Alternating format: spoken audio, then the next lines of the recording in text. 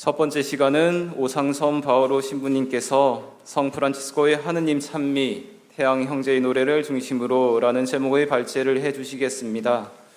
오상선 신부님은 가톨릭대학교 신학대학을 졸업한 후 교황 창립 안토니오 대학교에서 영성신학으로 학위를 받으셨습니다. 작은 형제의 한국 광구장을 역임하셨고 현재 온라인 신학원 원장직을 맡고 계십니다. 학술 세미나 첫 페이지를 채워주실 오상선 신부님 이미 앉으셨잖아요. 박수로 맞이하겠습니다. 반갑습니다.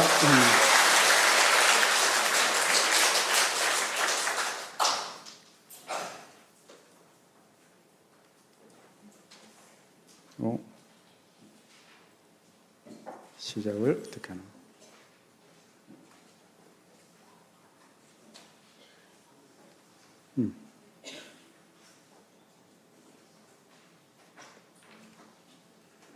네. 반갑습니다. 여러분 모두에게 평화를 빕니다. 옆에 분들하고도 인사 나눌까요? 평화를 빕니다. 평화를 빕니다. 네.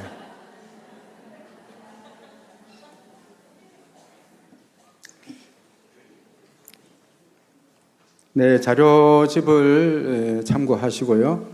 발제 시간이 길지 않기 때문에 그대로 다 읽으면서 하기는 어려울 것 같습니다. 그래서 나중에 참고하시면 될 것 같고 하나하나 좀 보면서 지나면 될 것 같습니다. 예, 제목을 성 프란치스코의 하느님 찬미 이렇게 잡고 태양 형제의 노래를 중심으로 이렇게 했는데 끝나고 보니까 태양 형제의 노래를 중심으로 안 했더라고요. 하느님 찬미를 태양 형제 노래를 연구하다가 그 뿌리를 찾아가다 보니까 하느님 찬미에 대해서 중심으로 보게 되었고 태양 형제의 노래에 대해서 기존 연구들이 많이 있기 때문에 그것은 뭐 다른 참고 자료들을 통해서 보셔도 될 것 같고 아니면 나중에 또 기회가 있다면 성 프란치스코 하느님 찬미 2로 해가지고 2로 해서 지금 태양 형제의 노래를 집중적으로 또 한번 접근하면 좋겠다 그런 생각을 해보는데 이번에는 좀 하느님 찬미, 프란치스코의 찬미의 영성에 대한 이야기를 저는 나눌까 합니다.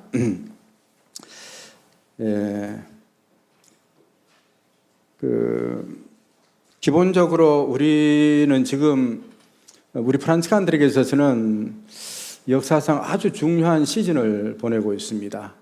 그것은 바로 성 프란치스코가 돌아가신 지 이제 800년이 다 될 거거든요.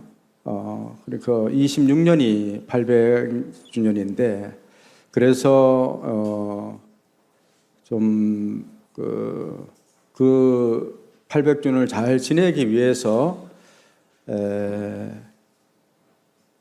실제적으로 우리 프란치스칸들은 그 주년을 이제 준비를 하고 있습니다. 하고 있으면서 23년도부터 해서 그런 주년을 지내면서 사부 프란치스코의 영성에 대해서 다시 한 번 더 되돌아보고 오늘날 우리 프란치스칸들은 어떻게 이 영성을 다시 살아낼 수 있지? 이것을 고민하는 이제 이런 시기입니다. 아마도 우리 프란치스칸들에게 있어서는 적어도 여기 계시는 분들은 다음 기회는 없을 겁니다. 다음 900주년은 아무도 없을 거니까 그죠? 그리고 800주년을 지내는 이 엄중한 이런 시기다 그런 생각이 듭니다. 그래서 23년에는 그렉초 성탄을 중심으로 해서 프란치스코 육화의 영성에 대한 그런 공부를 중심으로 했고 또 지난해는 이제 라베나에서 오상을 받은 것을 기념하면서 프란치스코의 순환의 영성 이런 관점에서 그 삶을 우리는 어떻게 살아갈 건가 같이 고민해 봤습니다. 올해는 태양의 창가가 이제 만들어진 지 800주년이 되는 것을 기념해서 피조물과 함께 하나님을 찬미하는 이런 해로 삼고 있는데 그래서 프란치스코의 찬미의 영성을 올해는 이제 돌아보면서 과연 우리의 삶은 하나님을 찬미하는 삶이 되고 있는 건가?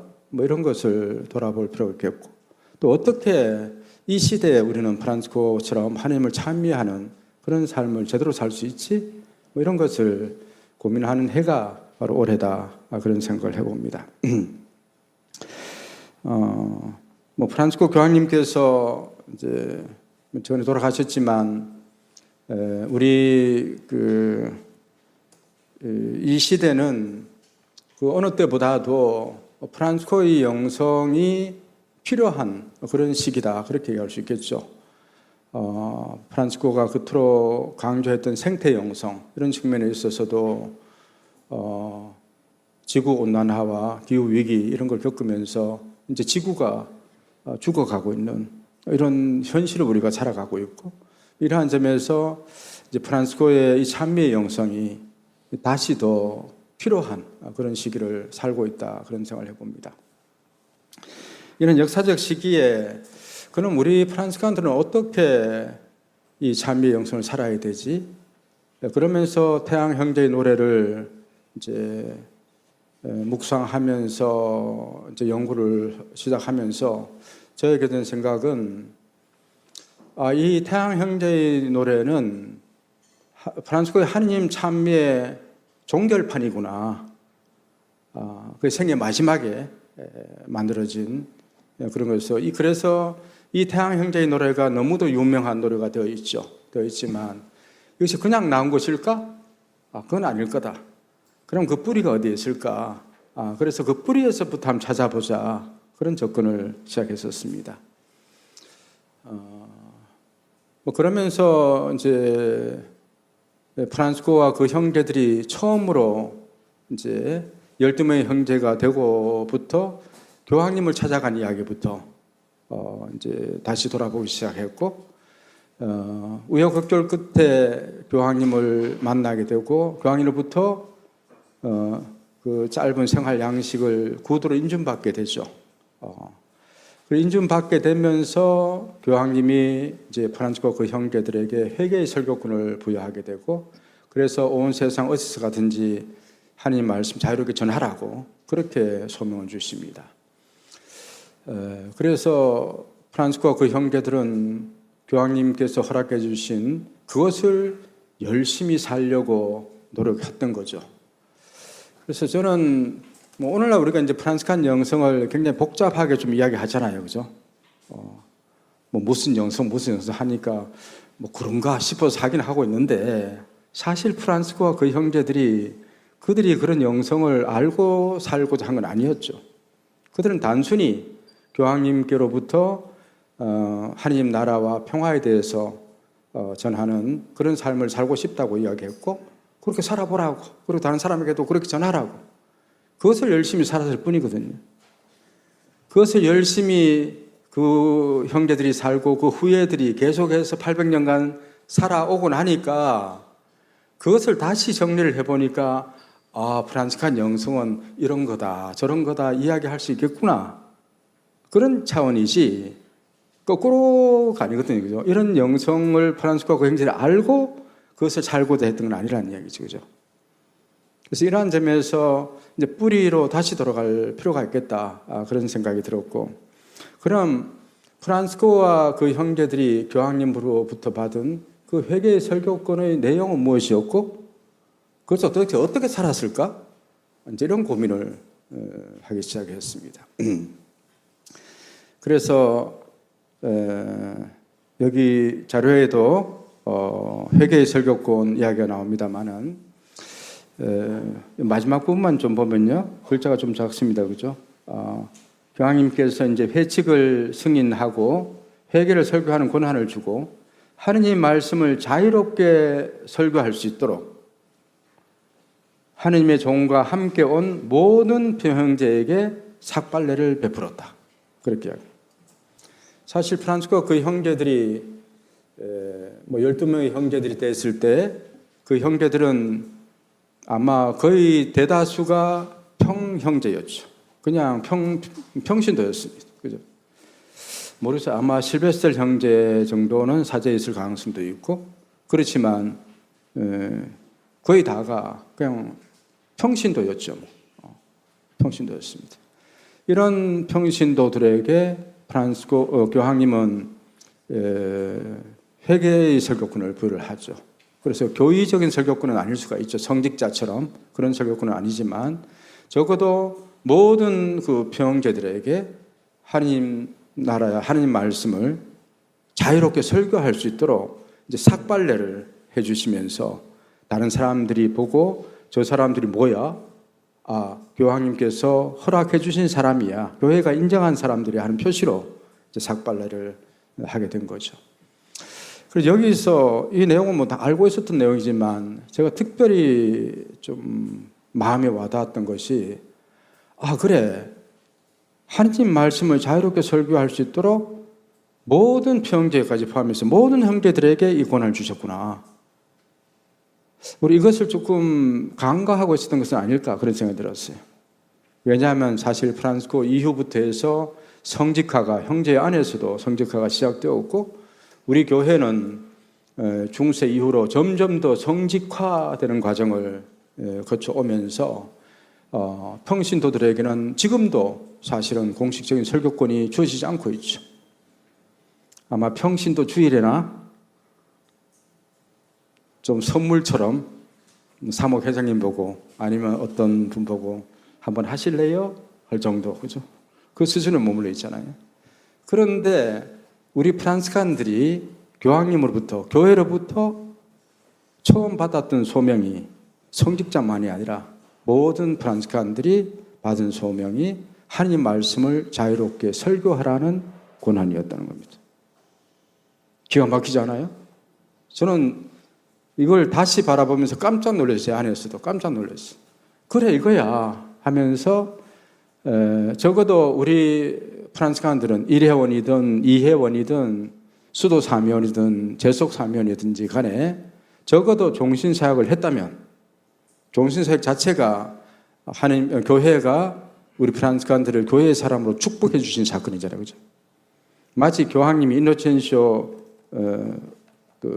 호노리오 교황님께서 이렇게 인노첸시오 교황님과 호노리오 교황님께서 우리 첫 형제들을 이렇게 강복해 주신 것처럼 지금 성직 형제든 병제든 관계없이 또 수도자든 평신도든 관계없이 우리 모든 프란스칸들에게 종신사역을 통해서 우리에게 교회가 지금도 맡기고 있는 소명이 바로 이 소명이 아닐까? 저는 그런 생각이 들었어요. 적어도. 그러면서 그래 교회가 우리에게 원했던 것이 이거였구나. 그럼 우리는 어떻게 그럼 오늘날 이 회개의 설교권을 우리도 살아낼 수 있지? 뭐 이런 생각을 해보게 됩니다. 그러면서 사실 프란시스코도 그렇지만 다른 형제들은 뭐 더 했겠죠. 그 당시에 글도 모르는 형제들도 있었고 뭐 신학을 배운 사람도 없었고 실제로 그죠? 아마 우리보다도 지금 여기 있는 우리보다도 공부를 안 한 사람들이 사실은 그죠? 그런 사람들이 교황님으로부터 이 회개의 설교권을 부여받고 어떻게 설교했지? 궁금하지 않아요, 여러분? 저는 그게 갑자기 궁금해지더라고요. 이 양반들이 어떻게 설교했을까? 지금도 강론 준비하려면 힘든데 아니 이 양반들이 어떻게 과연 이 설교를 했을까? 그것이 이제 고민이 되는데 아마도 형제들도 그랬을 겁니다. 응급길에 교황님으로부터 그런 설교권을 받았는데 나가서 이제 회개를 설교하고 해야 되는데 도대체 어떻게 해야 될지 겁이 났을 거 아닙니까, 그죠? 그래서 프란시스코에게 자꾸 묻습니다. 사부님 어떻게 해야 돼요? 교황님께서 하라고 하시는데 우리 어떻게 하면 돼요? 아마 이런 질문들을 계속 했을 겁니다. 왜냐하면 이걸 교회가 주신 소명이기 때문이죠, 그죠? 그 소명을 살아내야 되는데 어떻게 살아야 됩니까? 이 고민을 하게 됐을 거라는 거죠.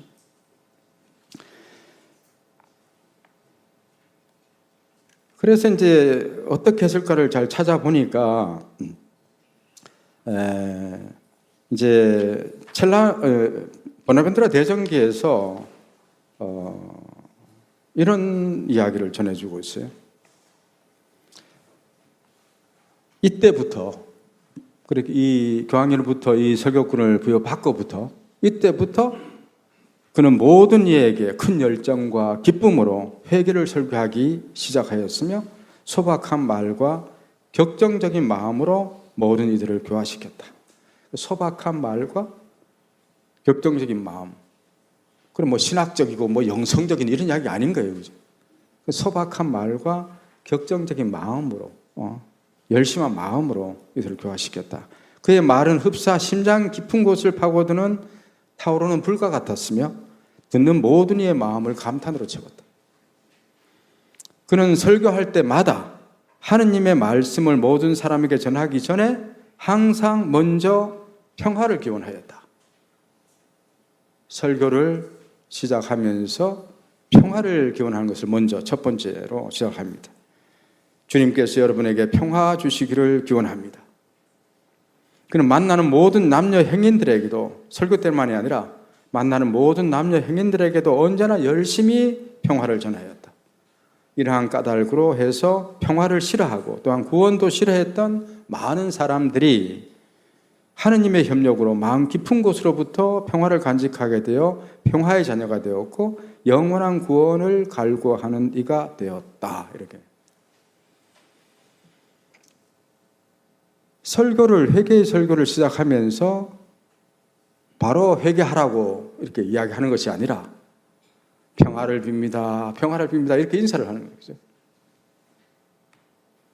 이 프란치스코는 그 설교할 때만이 아니라 지나가는 사람 누구에게든지 평화를 빕니다. 평화를 빕니다. 하고 인사를 했다는 거죠. 프란치스코의 선교 방법의 가장 효과적인 선교 방법이 바로 이것을 가르쳐야 들어요. 다른 거 없이 그냥 평화를 빕니다. 인사해 주는 거예요. 우리 한국 교회에서는 설교 전에, 강론 전에 대부분 신부님들이 본당에서는 참 예수님 하고 인사를 하는 것 같아요.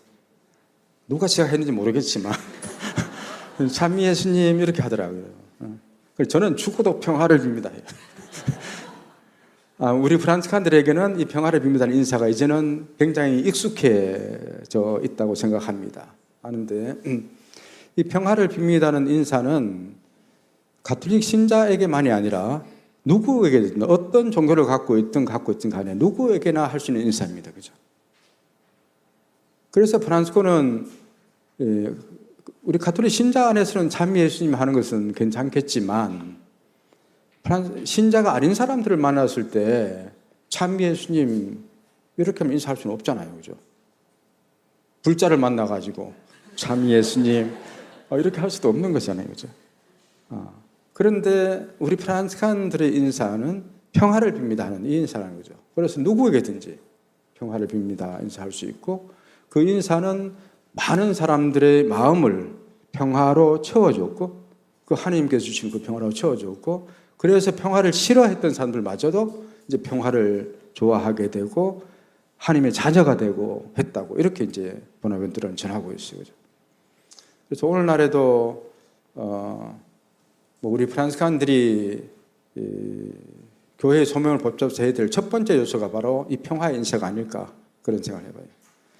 그냥 평화를 빕니다 단순한 인사가 아니라 프란치스코는 이 인사를 하느님께서 나에게 계시로 가르쳐 주셨다고 이야기를 해요. 계시로. 그냥 인사 좋아서 하는 인사가 아니라 하느님께서는 이 인사를 나보고 꼭 해야 되는 인사로, 그죠? 소명으로 주신 거다. 그렇게 의식했다는 거죠. 우리는 평화의 인사를 그런 소명의식을 갖고 그 인사를 하는 것이 아니라 단순히 그냥 평화를 빕니다. 이렇게 할지 몰라도 프란치스코는 안 하면 안 되는 인사. 주님께서 나에게 계시하셔서 이 인사를 퍼뜨려라. 이거죠. 그래서 오늘날 우리 프란치스칸들이 이 험악한 세상 안에서 우리 프란치스칸들이 퍼뜨려야 할 인사가 바로 이 평화 인사다. 이렇게 이야기할 수 있을 것 같아요. 그래서 우리 그냥 단순히 평화를 빕니다. 그냥 별거 아닌 것 같은 인사지만 이 인사가 얼마나 우리 프란치스칸들에게는 중요한 인사인지를 다시 좀 깨닫는 기회가 됐으면 좋겠다. 그래서 하루에도 수백 번씩 좀 평화를 빕니다 하고 인사를 하자.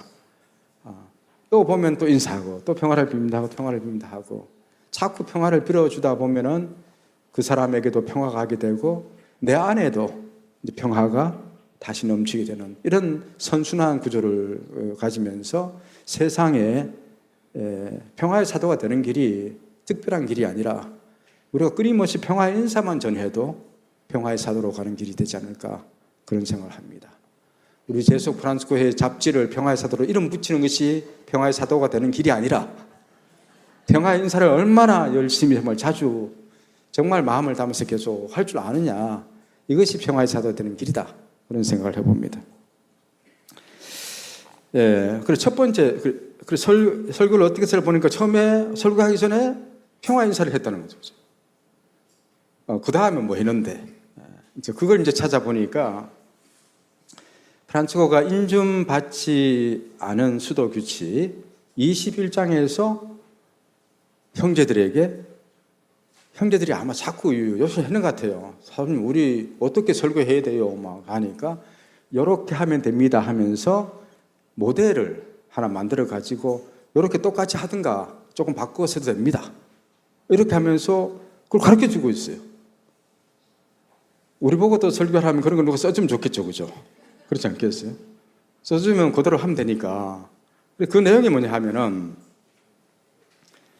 그리고 나의 모든 형제들은 좋다고 생각될 때마다 하느님의 축복을 받아 다음과 같이 혹은 다음과 비스무리하게 권고와 찬미를 누구에게나 전할 수 있습니다. 하면서 그 모델을 제시해 주는 거예요.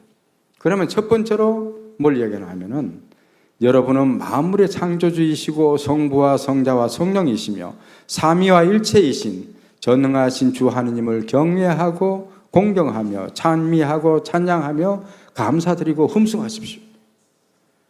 사람들에게 이렇게 전하라는 이야기예요. 하느님을 찬미하고 감사하고 흠숭하라는 그걸 전하라는 거예요. 설교를 하면서 설교의 중심 내용은 회개에 대한 이야기겠죠, 그죠? 회개의 설교구니까 회개하라는 이야기를 해야 되는데 사실 그렇잖아요. 우리 보고 누가 회개하시오 하면은 회개해야 되는 죄인인 줄 알고는 있으면서도 또 욕하네. 또 나보고 어떡하라고. 안 그래도 힘들어 죽겠는데 나보고 자꾸 회개하라 하네. 뭐 이런 마음이 쌓이기 쉽잖아요, 그죠? 그래서 이거 좀 기술적인 문제 같아요. 강론을 잘한다는 것이 멋진 신학적으로 뭔가 성서를 잘 풀이해주고 뭐 이것이 그 사람에게 감동을 주고 변화를 불러일으키는 것이 아니라 적어도 우리 프란시스칸 설교에 있어서는 평화를 빕니다 하면서 그 사람 안에 일단 마음이 평화롭게 되도록 만들어주는 걸 먼저 하는 거죠, 그죠? 그 평화의 인사의 의미는 거기 있는 것 같아요. 사실은 우리가 그런 미사 오기 전에 뭐 안 좋은 일이 있을 수도 있고 내 오만 근심 걱정도 있을 수 있고 마음이 평화롭지 않은 상태가 있을 수 있잖아요, 그죠? 그런 상태에 미사에 와서 신부님 강론을 하지만 그 강론이 들어옵니까? 그죠? 내 마음이 평화롭지 않은 상태에서는 하나님 말씀이 들려올 수가 없는 겁니다, 그죠? 그래서 먼저 평화를 빕니다 하면서 우리 마음이 하느님의 말씀을 받아들일 수 있도록 기본 준비를 시키는 작업이 평화 인사일 것이다. 그리고 나서도 그럼 바로 회개하시면 이제 될 거가 아직 아니다. 아직 아니다. 하느님을 찬미하는 시간을 갖자. 그렇게 하시거든요.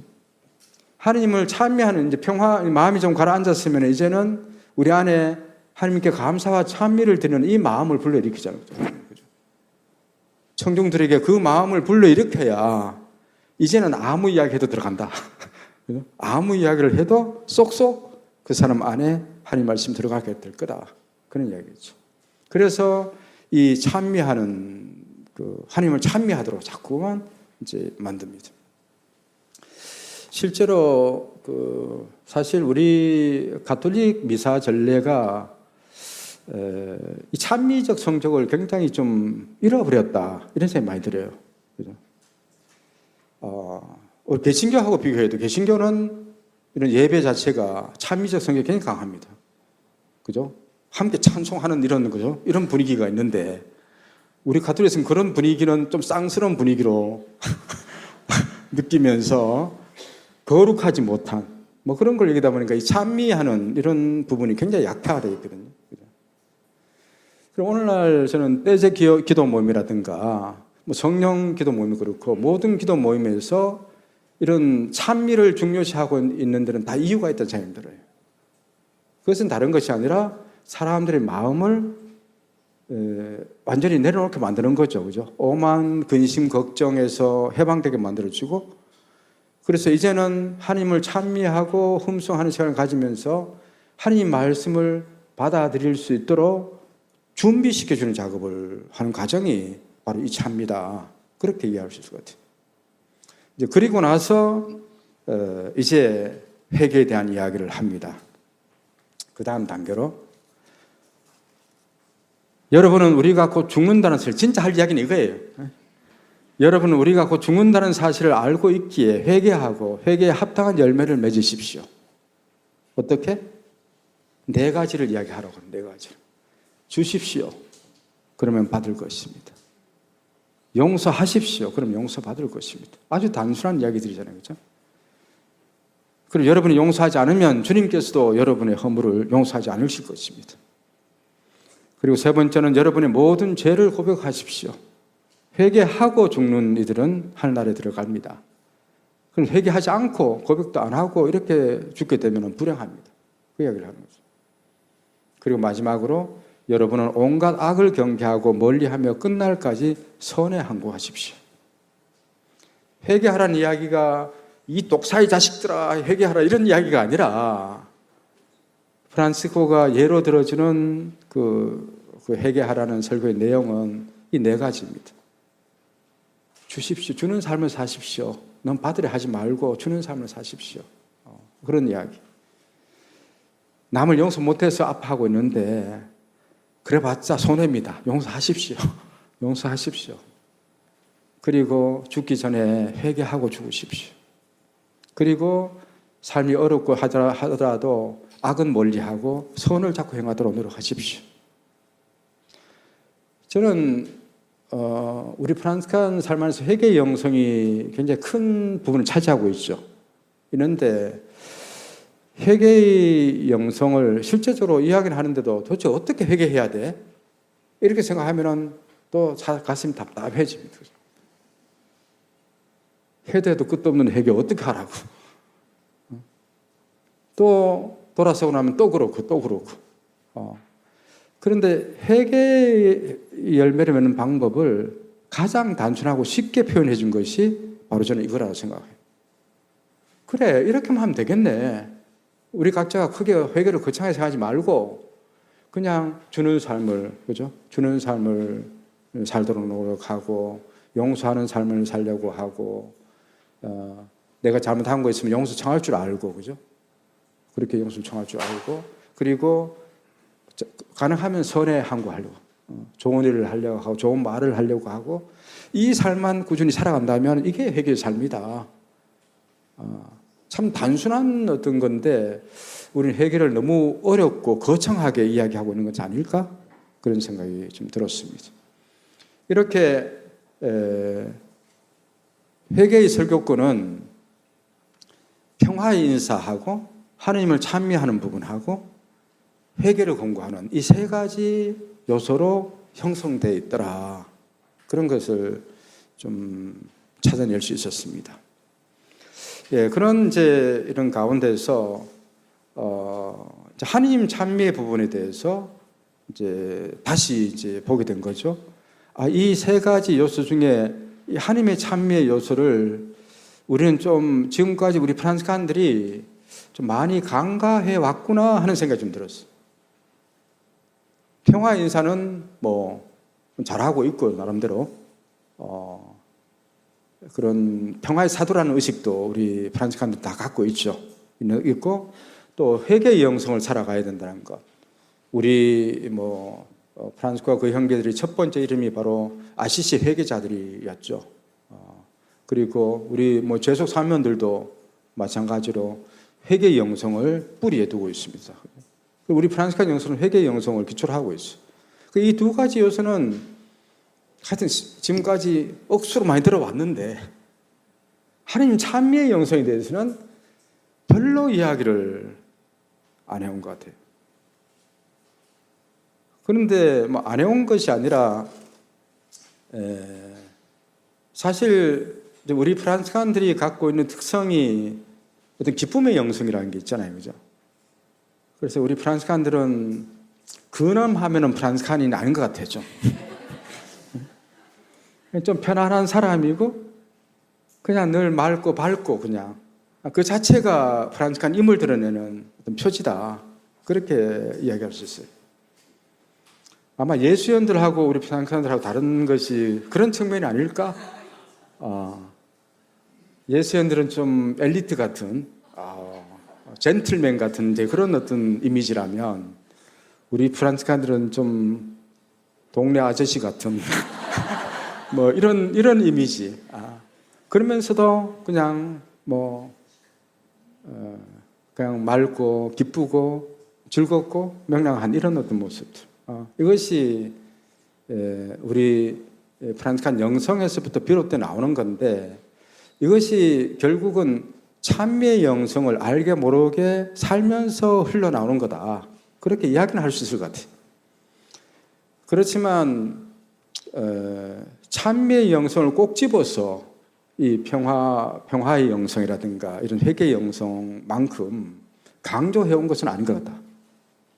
그래서 올해 이런 태양의 창가 피조물들의 800주년을 우리 기념하면서 우리 프랑스칸들이 다시 이 찬미의 영성을 좀 더 우리 것으로 좀 더 강하게 회복해야 될 때가 아닌가?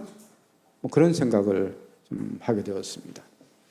그래서 좀 이 논문에서는 약간은 어거지로 하나님 찬미가 더 중요하다, 이런 표현도 하기도 했습니다. 저에게는 새로운 어떤 깨달음이고 또 발견이었기 때문에 굉장히 중요하게 느껴졌습니다.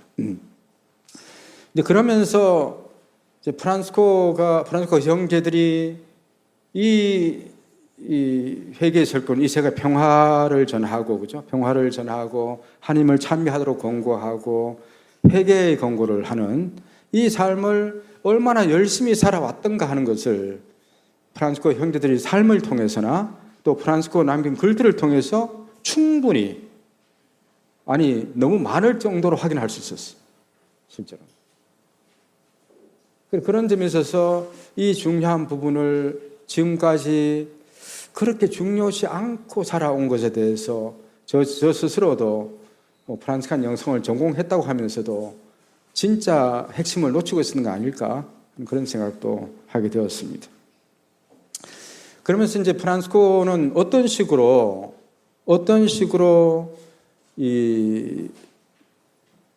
이런 하나님 찬미의 이런 영성을 살았고 다른 사람에게도 확산시키려 노력했던가 이런 것을 이제 찾아보게 되는데 먼저 이제 프란스코가 하나님을 어떻게 의식하고 있는가가 이제 중요한 문제 같아요, 그죠? 그래서 우리도 마찬가지로 우리가 하나님을 어떻게 의식하고 있느냐에 따라서 우리의 삶이 달라집니다, 그죠? 그런 하나님에 따라서. 그래서 프란스코가 많이 쓰는 이제 하느님 개념을 보면은 그게 세 가지 정도를 이야기할 수 있는데 삼위일체이신 하느님에 대한 이야기, 그리고 사랑이신 하느님, 또 선이신 하느님에 대한 이야기를 해요. 그러면 삼위일체이신 하느님이나 사랑이신 하느님은 우리 모든 그리스도인들에게 기본이 되는 하나님 개념이기 때문에 프란스코에게도 당연하다 생각이 들고, 프란스코에게 좀 독특한 하느님 개념은 선이신 하느님 개념이에요. 선이신 하느님. 그리고 그 당시에 그런 성인들이나 교부들 안에서 선이신 하나님에 대해서 크게 강조를 하지 않았어요, 사실상. 그런데 프란스코는 유독 선이신 하나님을 그렇게 강조를 하십니다. 선이신 하나님. 그러니까 한마디로 하느님은 선이시고 모든 좋은 것이 그분에게서 흘러나온다. 모든 좋은 것은 다 하나님의 것이고 우리 것이라고는 아무것도 없고 하나님께서 우리에게 주신 선물일 뿐이고. 그래 프란치스코의 가난의 영성도 사실은 선이신 하느님 이 개념에서 나온 거거든요. 이 개념. 그래서 이 선이신 하나님부터 출발해서 하나님 찬미를 이제 읽어낼 수가 있었어요. 그래서 이 선이신 하나님께 우리가 어떻게 하면 우리 것이 아닌 것을 하나님께로부터 받은 모든 좋은 것을 자꾸만 돌려드릴 수 있을까? 프란치스코는 늘 이것이 고민이었던 거죠. 이 고민을 하게 되었고 이 돌려드린다는 이것이 프란치스코의 기도의 중심이었고 찬미의 중심이었다. 그렇게 할 수 있을 것 같아요. 그래서 이런 것을 전조를 하면서 프란치스코가 편지글을 통해서도 우리 형제들에게만이 아니라 세상 모든 사람들에게 이 하나님 찬미를 전하려고 한 노력들을 계속합니다. 계속하고 또 형제들에게도 다른 사람에게 하나님을 찬미하도록 자꾸 만들어라. 그런 권고를 많이 하죠. 그리고 이 편지만이 아니라 설교를 통해서도 계속해서 그렇게 하고 프란치스코 스스로도 하나님 찬미가들을 많이 만들어요. 하나님 찬미가들을. 그래서 프란치스코의 글 중에서 3분의 1 이상, 거의 반 정도가 사실 하나님 찬미 기도문이고 찬가들이에요. 그 정도로. 뭐 법적인 거야 뭐 당연하죠. 뭐 우리 회칙 같은 거는 있어야 되니까 있는 거지만 실제로 프란치스코가 제일 강조했던 부분이 편지하고 어떤 이 기도문이에요. 그죠? 찬가인데 이 편지를 통해서나 이 기도문을 통해서 프란치스코가 가장 중시했던 것이 하느님을 찬미하자는 이야기예요. 그 이야기. 그것을 계속 강조하고 있다. 그런 이야기를 할 수 있습니다. 뭐 시간이 많지 않기 때문에 이런 이야기를 하면서 이제 프란치스코가 남긴 이 찬미가들을 순서대로 좀 살펴봤는데 우리가 잘 아는 십자가 흠숭기도 아도라무스 때부터 시작해가지고 그리고 하느님 찬미의 권고 또 시간경마다 바치는 찬미 지극히 높으신 하나님께 드리는 찬미 이런 걸 통해서 프란치스코의 하느님 찬미가 어떻게 이렇게 발전되어 왔는지 이 과정을 좀 추적해 봤습니다. 추적해 보면서 프란치스코의 하느님 찬미가 시작되는 피조물을 통한 하느님 찬미로 시작을 하다가 나중에는 하느님 자신에 대한 찬미로 넘어가는 이런 과정들을 읽어낼 수 있었고 또 마지막에 태양의 창가에까지 와서는 이제는 단순히 피조물의 좋은 것, 피조물의 아름다움을 통해서만 주님 찬미받으소서가 아니라 우리 그 피조물의 한 부분인 우리 인간이 갖고 있는 가장 어려운 것들, 그죠? 가장 어려운 것들, 그것이 바로 용서하지 못하는 것, 화해하지 못하는 이런 부분하고 그리고 누구나 두려워하는 죽음이라는 것. 그 인간을 태양의 창가에서 피조물을 통해서는 피조물의 모든 좋은 것들을 가지고 하나님 주님 찬미받으소서 하는데 인간의 좋은 점을 가지고 하나님 찬미받으소서 하질 않아요. 인간에게 있어서는 오히려 용서와 화해를 이룬 가장 어려워하는 그것을 극복한 그것을 통해서 찬미받으라고. 또 이 죽음마저 인간이 가장 두려워하는 이 죽음마저도 이 죽음이 하나님께로 가는 마지막 길임을 기뻐하는 그 복된 죽음을 맞이하는 사람에게 그걸 통해서 주님 찬미받으시라고 이렇게 노래를 합니다. 그래서 이런 과정을 통해서 이제 하나님의 찬미가 우리 삶의 프란치스칸 영성의 가장 핵심적인 부분이라는 것을 나름대로 좀 추적을 했습니다. 특별히 우리 기도 생활과 관련해서 사실 우리 나름대로 기도 생활하고 특히 성물도를 바치고 하면서도 우린 기도 생활에 만족하지 못할 경우 참 많잖아요.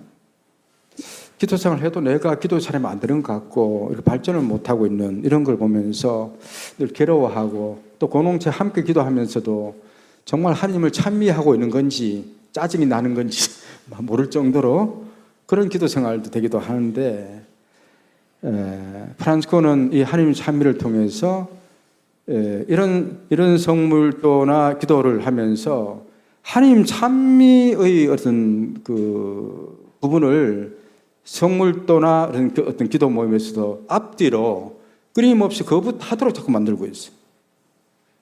그렇게 이 준비 과정을 통해서 이 성물도가 우리가 함께 바치는 이 전례 기도가 정말 함께 드린 찬미가 될 수 있도록 만드는 작업들을 이야기하고 주고 있어요. 그래서 그런 것을 좀 이 자료를 통해서 나중에 여러분들 확인하시면 좋겠다 생각합니다. 마지막으로 이런 이야기를 해야 될 것 같아요. 나는 평화의 사람인가? 어떻게 평화의 사람이 될 수 있지? 이런 어떤 질문. 또 나는 정말 프란치스코처럼 하나님 찬미의 사도인가? 늘 흥얼거리며 하나님을 찬미하고 있는가? 아니면 맨날 찡그리고 살고 있는가? 하나님 찬미의 사도인가? 나는 정말 주는 삶, 용서하는 삶, 늘 선에 항거하는 삶, 내 잘못을 늘 인정할 줄 아는 이런 삶을 통해서 회개의 삶을 정말 기쁘게 살아가고 있는 사람인가? 이런 것을 이번 올해 특별히 피조물 노래 800주를 맞이하면서 우리 모두가 곱씹어봐야 할 부분이 아닐까 그런 생각을 해봅니다. 시간이 없어서 마치도록 하겠습니다. 영광이 성부와 성자와 성령께 처음과 같이 이제와 항상 영원히 아멘. 성부와 성자와 성령 이름으로 아멘. 감사합니다.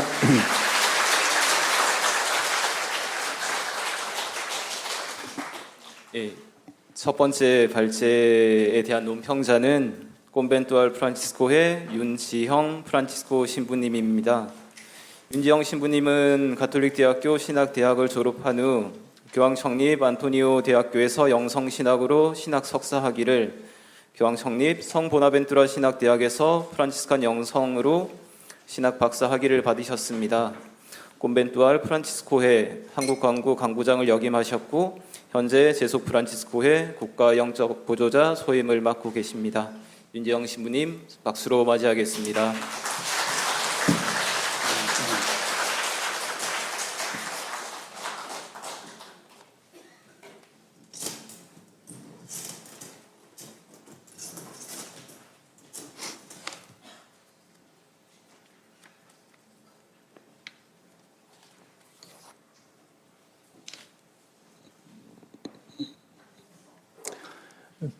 평화를 빕니다. 네, 방금 전 소개받은 콘벤투알 프란치스코 수도회의의 윤지영 프란치스코 신부입니다. 네, 이렇게 만나 뵙게 되어서 대단히 반갑습니다. 그러면 지금부터 저의 논평을 시작하겠습니다. 프란치스코 성인의 태양 형제의 노래 800주년을 기념하여 기획된 이번 학술 발표회에서 작은 형제회의의 오상선 신부님이 아시시 성 프란치스코의 하나님 찬미 태양 형제의 노래를 중심으로 라는 논문을 발제해 주셨습니다. 태양 형제의 노래라고 하면 흔히 프란치스칸 영성 분야에서 온 세상 피조물을 아우르는 보편적 우주적 형제성의 관점에서 연구하거나 오늘날처럼 기후위기와 환경 문제에 관심이 높은 시대에는 생태, 영성학적인 측면에서 접근하는 경우가 많습니다. 그런데 이번 학술 발표회에서 발제자는 태양 형제의 노래를 하나님 찬미의 영성이라는 관점에서 접근하고 있습니다. 사부님에게 태양 형제의 노래는 본질적으로 피조물을 찬미하는 노래가 아니라 피조물을 통한 하느님 찬가라는 것입니다. 참으로 맞는 말입니다. 태양 형제의 노래는 피조물이 아니라 하나님께 초점을 맞춘 노래입니다. 저자는 이 점을 정확히 짚어내었고 이 노래가 무엇보다 하나님께 드리는 찬미라는 것에 방향성을 두고 자신의 생각과 주장을 뒷받침하는 근거를 다각적으로 제시하고 있습니다. 따라서 생태계와 환경 보전 문제는 이 노래와 관련해 부차적입니다. 그렇다면 프란치스코 성인의 하나님 찬미는 그 원천을 어디에서 찾을 수 있을까요? 저자에 따르면 프란치스코 성인이 회심한 후 동료들과 함께 교황에게 받은 첫 사명, 즉 회개를 설교하는 고난을 받았던 데서 하나님 찬미의 뿌리를 찾을 수 있습니다. 실제로 저자는 프란치스코와 형제들이 초기에 행하던 회개의 설교는 크게 세 요소로 구성되었다고 합니다. 첫째는 평화의 인사로 형제들은 본 설교에 들어가 본격적으로 회개를 권고하기 전에 청중에게 평화의 인사를 건냄으로써 듣는 이의 마음을 열고 회개의 설교를 들을 준비를 갖추게 했습니다. 사실 청중이 아무런 준비가 되어 있지 않은 상태에서 회개부터 선포하다 보면 자칫 거부감이나 반발을 불러일으킬 수 있습니다. 따라서 프란치스코 성인은 평화의 인사를 통해 사랑과 평화의 축복을 먼저 전해줌으로써 신자들의 마음을 합당하게 준비시켰던 것입니다. 발제자 역시 평화와 선을 형제회의의 모토로 삼고 세상 사람들에게 평화의 사도라 불리는 프란치스칸들이 평화의 인사가 갖는 영적, 사목적 가치를 오늘날 자신들의 설교에서 제대로 인식할 필요가 있다는 점을 덧붙입니다. 프란치스코 설교의 둘째 요소는 회개에 합당한 열매를 맺으라는 회개의 권고이고 셋째 요소는 하나님 찬미의 권고입니다. 그런데 여기서 우리는 질문해 볼 수 있습니다. 왜 성인께서는 프란치스칸 설교의 한 요소로 하나님 찬미를 넣으셨을까? 프란치스칸 설교에 회개의 권고만 있으면 되었지 하나님 찬미가 꼭 필요할까? 아마도 이러한 우리의 의문에 답하고 선이신 하나님께 대한 프란치스코 성인의 고유한 비전과 하나님 찬미의 특별한 관계를 언급하기 위하여 저자는 1-2 선이신 하나님과 하나님 찬미라는 부분을 할애한 것 같습니다. 분명한 것은 세라핌 사부께서는 자신의 영적 여정에서 무엇보다 선이신 하나님의 모습에 깊이 감명받으셨으며 교황님께 회개의 설교권을 받아서 이 사명을 수행한 이래 많은 사람들이 선이신 하나님을 찬미하도록 기회가 되는 대로 각종 편지와 설교와 찬가로서 이들을 초대하셨다는 사실입니다. 그런데 저자는 인준받지 않은 수도규칙 21장에서 프란치스코 성인께서 형제들에게 회개의 권고와 하나님 찬미를 하라고 했는데 실제로 그 구체적인 예를 몸소 제시하실 때에는 찬미가 먼저 나오고 그 다음에 회개의 권고가 나오도록 배치하고 있다는 점을 근거로 삼아서 아시시 성인은 하나님 찬미를 회개의 권고보다 우선시하고 있다고 주장합니다. 저자는 그 이유를 이렇게 추정합니다. 하나님을 찬미하고 헌문숭하며 감사하고 공경하지 않으면서 회개로 나아갈 수는 없기 때문이 아닌가 짐작해 볼 수 있다. 이렇듯 저자는 하나님을 찬미하지 않고는 회개로 나아갈 수 없다고 주장합니다. 따라서 회개를 하려면 하나님 찬미가 우선이고 회개는 결국 하나님 찬미의 결과인 셈입니다. 하지만 과연 그렇기만 한 것일까요? 오히려 회개를 먼저 해야 찬미를 할 수 있다고 보이기도 합니다. 실제로 우리가 이렇게 생각하는 근거는 저자가 논문 13쪽에서 자신의 생각을 뒷받침하기 위해 인용한 사부님의 또 다른 글인 보호자들에게 보낸 편지 1에서 찾을 수 있습니다. 이 편지에서 성인께서는 회개의 권고를 먼저 하시고 그 다음에 하나님 찬미의 권고를 하십니다. 즉 하나님 찬미와 회개의 권고 사이의 순서가 여기서는 바뀌어 있는 것입니다. 따라서 앞서 보여준 발제자의 논리를 이 편지에도 그대로 적용하여 순서를 중요시하자면 회개를 먼저 해야 찬미를 할 수 있다고 결론 내릴 수도 있게 됩니다. 이처럼 동일한 사부님의 글이지만 인준받지 않은 수도규칙과 보호자들에게 보낸 편지 1에서 회개와 찬미의 순서가 다릅니다.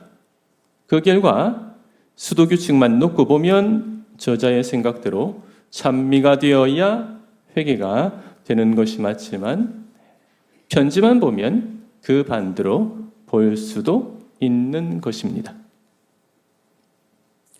그렇다면 사부님의 글에서 왜 어떤 때는 회개가 먼저 나오고 또 어떤 때는 찬미가 먼저 나올까요? 회개와 찬미는 도대체 무슨 관계이며 이 둘의 관계를 어떻게 우리는 정립해야 할까요? 회개와 찬미 사이의 관계를 통합적으로 정리하면 어느 하나가 우위이고 다른 하나는 하위에 있는 것이 아니라 이 둘은 서로 영향을 끼치는 관계가 됩니다. 그래서 회개가 깊어지면 그 결과 찬미도 깊어지고 찬미의 결과로 회개도 더욱 깊어지는 것입니다. 결국 사부님의 글에서 찬미와 회개는 서로 분리되어 있거나 어느 하나가 우위에 있다기보다 상호적으로 같이 작용하는 것이라고 보입니다. 이 같은 생각은 저자가 1-4 프란치스코의 하나님 찬미가들 중 십자가 험숭 기도에서 시작하여 마지막 태양 형제의 노래에 이르기까지 아시시 성인의 하나님 찬미가 5개를 작성시기에 따라 순서대로 나열하고 분석한 부분을 보더라도 마찬가지로 확인할 수 있습니다. 실제로 저자는 회개 초기 프란치스코의 하나님 찬미가는 주로 모든 피조물들에게 그들의 창조주이신 하나님을 찬미하도록 권고하고 초대하는 방식이었다 하면 점차 세월이 흘러 영적 완숙기에 이르러 예수 그리스도의 십자가 순환에 깊이 동참하면서 성인은 더 이상 피조물이 아니라 하나님께 직접 향하는 찬미의 노래를 드리고 있다는 것을 날카롭게 분석합니다. 회개가 깊어질수록 성인의 찬미가 깊어지고 발전하고 있는데 찬미가 그만큼 발전했다는 것은 사부님의 회개가 그만큼 깊어졌다는 것임을 저자 자신이 간접적으로 인정하고 있는 것입니다. 따라서 우리는 찬미와 회개 사이의 관계는 서로 밀접하게 연결되어 있다고 결론 지을 수 있겠습니다. 그리하여 찬미가 깊어질수록 회개 역시 깊어지고 회개가 깊어지는 만큼 찬미 역시 깊어지는 것입니다. 사부님 찬미가의 발전을 보면 그분 회개의 깊이를 짐작해 볼 수 있습니다. 우리가 잘 알다시피 프란치스코 성인의 삶에서 회개는 단 한 번 일어나고 끝난 것이 아니라 일평생 지속되었습니다. 회개는 한 점이 아니라 과정이었습니다. 회개의 깊이에 따라 하나님 찬미 역시 끊임없이 깊어지고 발전하였습니다. 저자는 이 논문에서 태양 형제의 노래 그 자체보다 하느님 찬미와 하느님의 선하심에 초점을 맞추었습니다. 논문의 방향성이나 전반적인 구성과 틀은 매우 좋았습니다. 특히 태양 형제의 노래를 찬미라는 관점에서 고찰한 저자의 시도는 대단히 흥미롭고 인상적이었습니다. 다른 사람이 주목하지 못한 부분을 저자께서 참으로 잘 간파하신 듯합니다. 확실히 이 부분은 이 논문의 크다란 강점이라고 생각합니다. 다만 제가 앞서 언급했던 것처럼 하나님 찬미와 회개 사이에 밀접한 관계를 잘 통합해내셨더라면 금상첨화였을 텐데 하는 아쉬움은 조금 남습니다. 그렇지만 이 논문은 사부님의 가르침 중 하느님 찬미에 대하여 새로운 시각을 제시했다는 점에서 분명히 큰 가치가 있습니다. 이상으로 저의 논평을 마치며 오상선 신부님의 훌륭한 발제에 깊이 감사를 드립니다.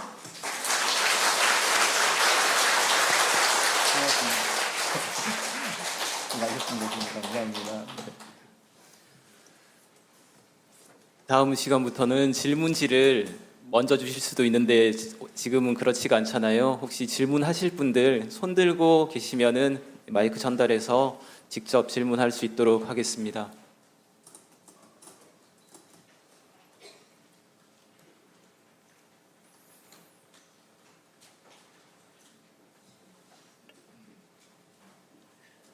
질문의 여지가 없는 명강의였나요? 저기 오늘 축일을 맞이한 수사님이 있는데 제가 질문할 기회를 드리겠습니다. 축일 선물로.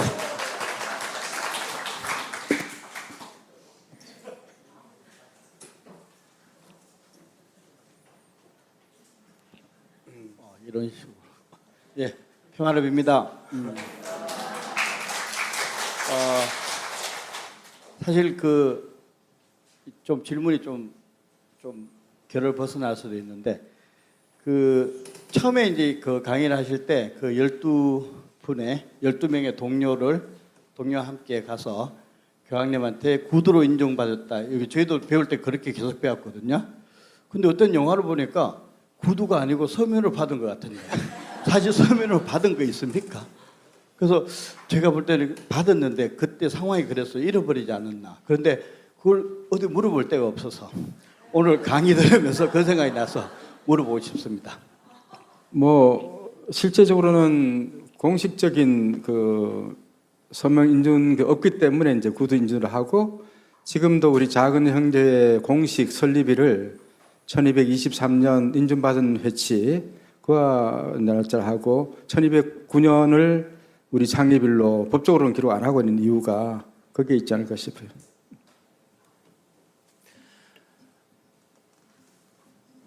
예, 축일 선물 잘 받았습니까? 이 오상선 신부님이 발제하시고 윤지영 신부님이 논평을 해주셨는데 그 논평해주신 부분에 대해서 오상선 신부님이 답변하실 부분이 있으시면은 조금 말씀해 주시면 좋겠습니다. 네, 제가 시작 때 말씀드렸지만 태양 형제의 노래를 중심으로 해놓고는 실제로는 그까지는 좀 가지를 못했거든요. 오랜만에 근로 논문을 쓰려고 하니까 지겹기도 하고 이 정도 하면 되겠다, 1시간짜리인데 뭐 하고는 어떻게 빨리 끝낼까 이렇게 하면서 또 초점 자체가 이제 하나님 찬미에 대한 그 중요성, 그것에 대한 어떤 발견이 제가 여러분께 알리고 싶은 주 내용이었기 때문에 태양 형제의 노래에 대한 접근은 좀 제가 봐도 너무 미흡했다 이렇게 평가할 수가 없고, 신부님께서 지적하신 이제 찬미와 회개와의 관계,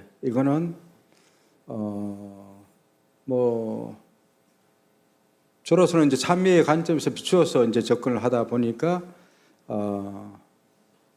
내가 보기엔 찬미가 더 중요하다. 이렇게 주장할 수밖에 없었고 사실은 그 과정이야, 그죠? 모든 것이 함께 상호작용을 할 수밖에 없는 것이 아닐까 그런 생각을 합니다. 그래서 뭐 닭이 먼저냐, 달걀이 먼저냐 이런 논란과 마찬가지로 다 연결되어서 함께 가는 부분이라고 생각이 듭니다. 하나님을 찬미하는 사람이 회개의 삶을 살지 않을 수 없고 회개의 삶을 사는 사람이 하나님 찬미하지 않을 수 없다는 거죠. 그런 점에서 시모님의 지적에 대해서 감사드립니다. 고맙습니다.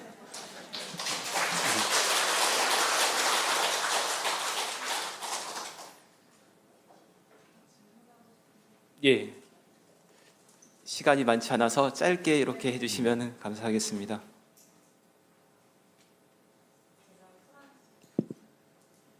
제가 프란치스코 성인의 어떤 서적들을 좀 읽었는데요.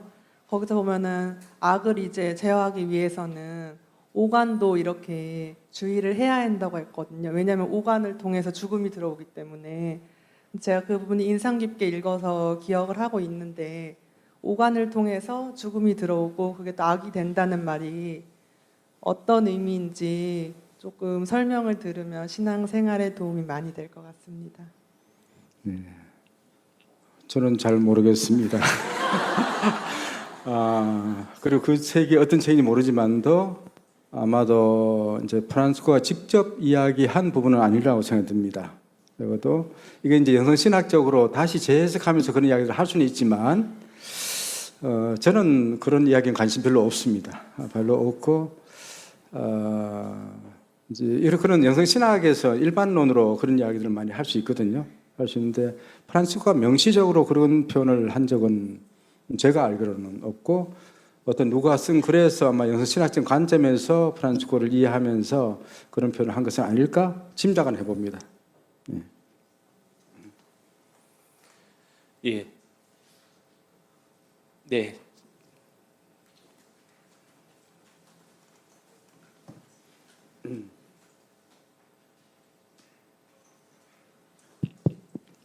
예, 제속 프란치스코의 동서울지구 봉사자 김태민 분도입니다. 오늘 이렇게 오상선 신부님의 피조물의 노래에 대한 명쾌한 설명과 또 윤지영 신부님의 그 논평에 대해서 감사를 드리고요. 제가 프란치스카 영성학교 다녔을 때 배운 거 잠깐 말씀을 드리면서 그 회개와 찬미 그 관계에 대해서 조금 더 명확히 알고 싶어서 질문을 드립니다. 먼저 제가 프란치스칸 영성학교 2006년 6기로 다닐 때 회개라는 측면을 제가 이해하기로는 세 가지였습니다. 하나는 자신의 죄를 인식하는 거고, 두 번째는 하느님의 자비를 또한 인식해야 되고, 세 번째는 마음이나 생활의 변화가 와야 된다는 이 세 가지였거든요. 그런데 오늘 찬미와 회개를 매칭을 시킬 때 제가 보기에는 프란치스코 성인께서 태양 형제, 달, 물 이런 거는 오관을 통해서, 즉 시각과 청각과 이런 오관을 통해서 인식을 했던 것 같고요.